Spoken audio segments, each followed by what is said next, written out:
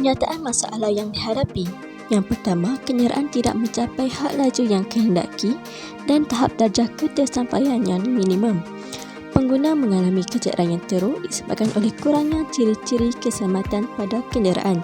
Seterusnya, penggunaan petrol sebagai bahan api kenderaan meningkatkan kos perbelanjaan pengguna.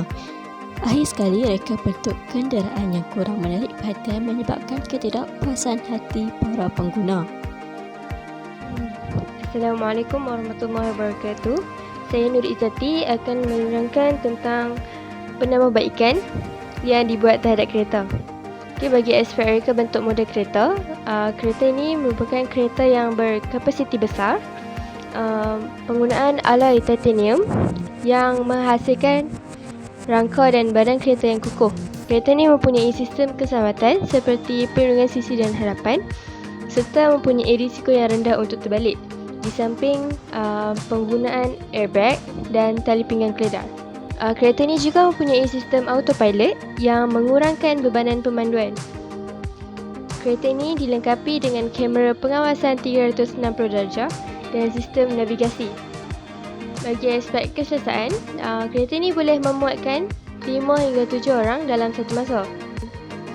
Kereta ini menggunakan panel solar yang akan menukarkan tenaga haba yang diserap kepada tenaga elektrik yang akan menjimatkan kos perbelanjaan dan mesra alam, di samping penggunaan bateri yang boleh dicas. Bagi ciri-ciri kereta, enjin kereta ini boleh menghasilkan pecutan yang mencapai had laju sifar hingga 60 km per jam dalam masa 2.6 saat. Julat perjalanan yang boleh dilalui adalah 341 km. Sistem penghantaran yang diguna pakai adalah klak yang akan memutuskan penyambungan kuasa dari enjin ke tayar. Sistem brake yang mekanikal untuk mendapatkan pemanduan yang baik dan selamat. Sistem steering, sistem manual untuk membolehkan pemandu menukar arah pergerakan kereta. Sistem ampaian mempunyai 3 komponen penting. Tayar mempunyai 4 tayar yang berfungsi sepenuh masa.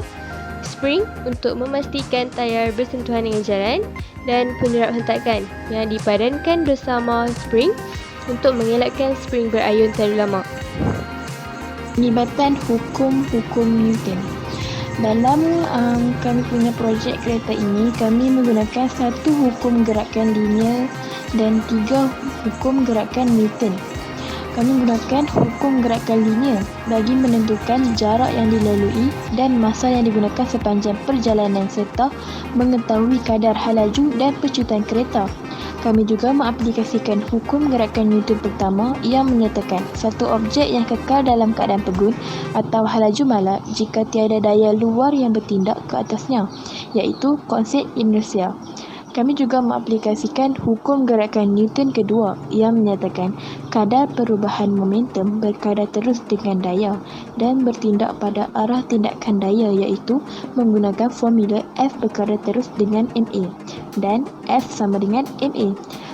Dan kami juga mengaplikasikan hukum gerakan Newton ketiga yang menyatakan setiap daya yang sama magnitude tetapi bertentangan arah untuk mengurangkan daya impas dengan memanjangkan masa impak bagi mengelakkan kereta dari mengalami keremukan yang teruk akibat kemalangan jika dirempuh kenderaan lain atau terlanggar pokok dan pembahagi jalan yang boleh mengakibatkan kecederaan yang parah dan kritikal.